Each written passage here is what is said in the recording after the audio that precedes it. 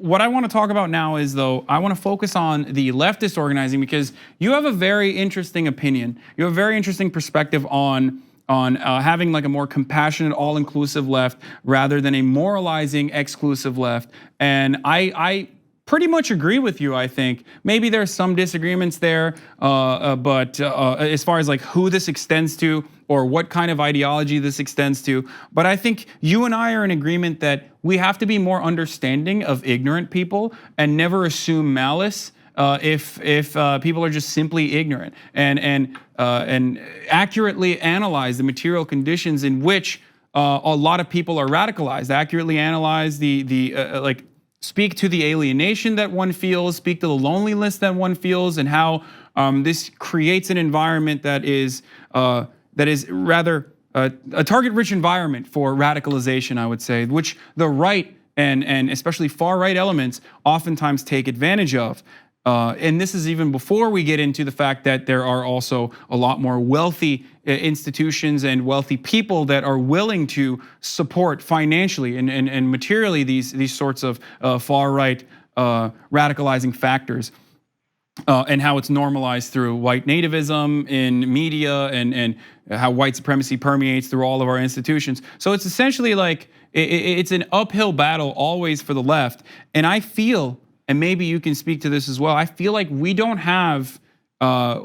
can't not have allegiances with people exclusively because they don't fully subscribe their opinion. And I even extend that to social democrats who say that they are capitalists as well in America.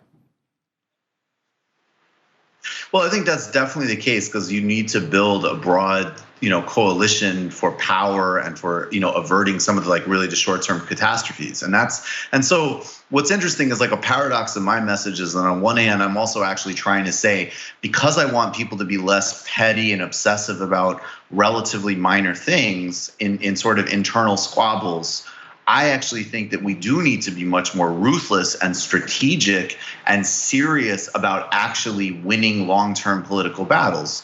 So that's kind of the dialectic. I think where Mark Fisher comes in, though, is in this broader kind of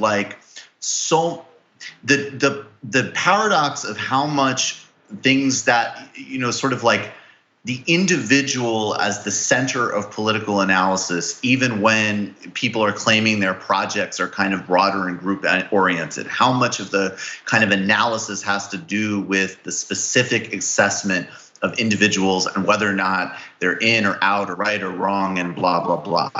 And I think that he was totally right, both in terms of a lot of the emotional toxicity of that and also the fact that it's not politics. It's not doing politics. So my point is actually that in the realm where we're talking more about those sorts of things, we actually need to look at it. We do literally need to be more emotionally intelligent and compassionate, both because you don't want to repel people and also because paradoxically, the reality would be is that if we were creating a healthier, more strategic environment, everybody obviously has room to grow. Everybody makes mistakes. Everybody is going to kind of improve and evolve. And that's one pole of it. The other pole of it is, frankly, setting aside some of those things so that the real focus on power and politics and planning can actually come into effect. And that essay still really hits at all of the points here. And, it is a tragedy. I mean, Mark Fisher is a very important writer, very important cultural critic. Everybody should read, a lot of his work, not just The Vampire Castle. Everybody should read that too, obviously. But, he was writing from a place where he ended up committing suicide. He struggled with depression. And I think that he gauged some of the real unhealth of this, in a very personalized way. And we've got to deal with that, both to build our own best internal culture and also, frankly, to be, appealing to a broader mass market. And I really just want to be clear that he never said, and no one who's made this critique like me has ever said that it has anything to do with compromising on core values or core rights or anything else. That is not the critique. Yeah, no, that's absolutely. absolutely, to be able to make that distinction. That's absolutely important to understand and definitely clearly communicate. I think his analysis of like neo-anarchists is perfect and kind of even like when I read that, it reminds me so much of like a leftist momentum that you're seeing specifically on the internet. And he considers that to be like mostly bourgeois criticisms and disinterest in engaging in politics, which I think is a bad thing. It's a bad idea. It's counterproductive.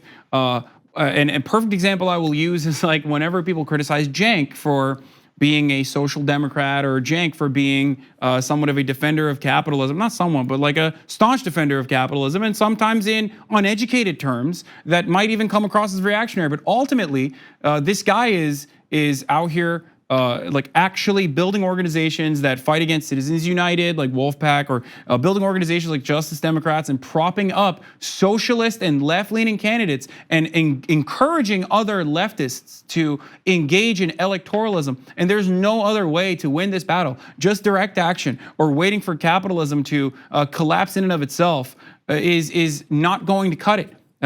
Throughout that process, you also have to.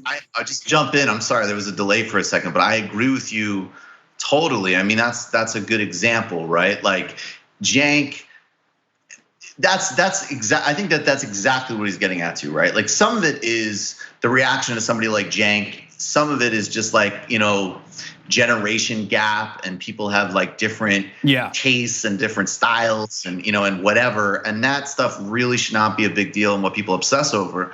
And then the flip side is like also recreating the room for actual disagreements that are not big ridiculous dramas, right? Like I've had disagreements with plenty of people that I have nothing but respect for and really like and do great work with.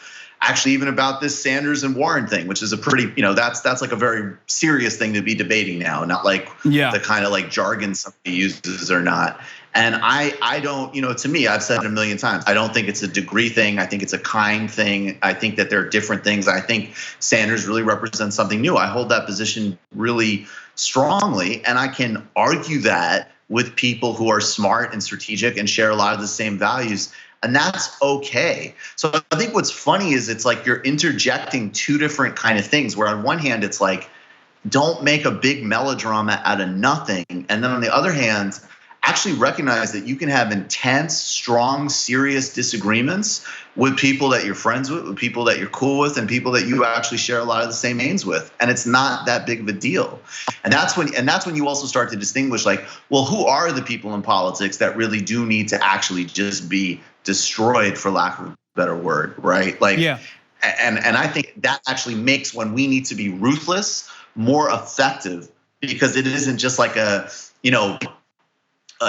default that everybody runs to for whatever they want to show themselves online. You know what I'm saying? Yeah. Also, by the way, just for the record, this courtesy does not necessarily extend to the professional managerial class of neoliberals who are neoliberals in a professional capacity, just like that courtesy does not extend to professional conservative commentators or whatever who deal with misinformation, who traffic in this sort of behavior. And a great example, though, a real life example that we can point to as far as like having a more inclusive message that is all encompassing, that is positive, is what you talked about in regards to Cornel West. Dr. Cornel West was on the Joe Rogan show. I want to get into that really quickly. If you want to give us like a brief analysis of that, and then I want to show a video of a similar thing. Well, I think to me, Cornel West is Lula's the political prisoner.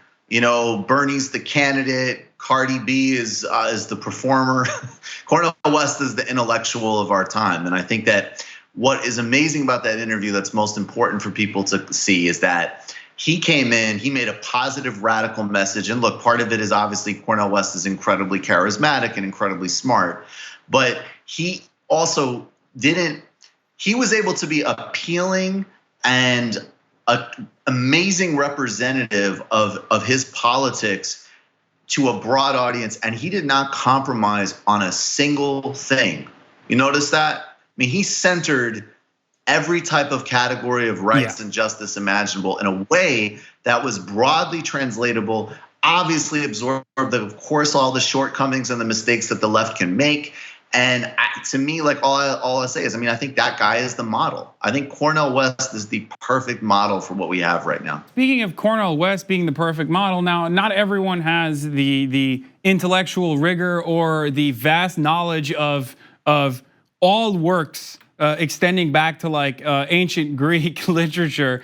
But Right. Here is an example of Killer Mike on Bill Maher doing exactly what you were talking about and radically changing the dynamic of the conversation when neoliberal shill Bill Maher drops some stupid line. Let's take a look. Bernie, who you support. Yes. Okay, he's for free college. Yes. I've raised this point before. Why should people who don't go to college be subsidizing the ones who do? Because the people who go to college are going to be making a lot more money. College is not free. Somebody's going to be paying for that college. I don't understand why the people who get the benefit of it shouldn't be paying for it. College and trade school. And this is from a dad who has had children who went to both. My oldest son went to Omnitech Trade and learned computer engineering and things of that nature and sound engineering. My daughter did 2 years. She did the same 2 years twice on me in Savannah State. 21 grand. I love her. That's my baby. Really sticks in your mind there, doesn't it? But yeah, I know. But he offered college and trade school. Part of being an American is being a steward for the next generation of Americans. My grandparents worked in fields. My grandmother went to college. My grandfather toiled on a blue-collar job so that my sisters and I could then have post-secondary education. I don't mind, as an American now, investing in the greater America. If we're going to build an infrastructure, you got to have carpenters and electricians. If that's one of your children, that's fine by me. So that's a perfect way to reframe the argument and absolutely just slam dunk on Bill Maher, who is cynically saying, like, why are we paying for the wealthy and their college education? What do you think about Cardi, having this conversation or whatever? These are incredible speakers for like the Bernie Sanders campaign, because they have, and Russell Brand is another great example of this, by the way, which ironically was at the centerpiece of Mark Fisher's Exit to Vampire Castle conversation. But these are just normal individuals who haven't lost their like humble beginnings when they were a part of the working class, when they were struggling to make ends meet, and can communicate very clearly and in a passionate way, like this is a good thing. Now, there's more to talk about this, and we can do that on Twitch, Michael, but unfortunately, we have to go. We're running out of time. I just want to give a quick shout out to Michael Brooks. Thank you for coming on. Where can we find you? You can find me at patreon.com/TMBS, get the whole show on Patreon, then Michael Brooks Show on YouTube. We have a lot of clips now. That show is going, so check it out. It's my favorite show. I like it more. I like it more than the Majority Report. Thanks for watching this free clip of the Young Turks. Don't forget to become a TYT member today. For more exclusive content, join now at tyt.com/join.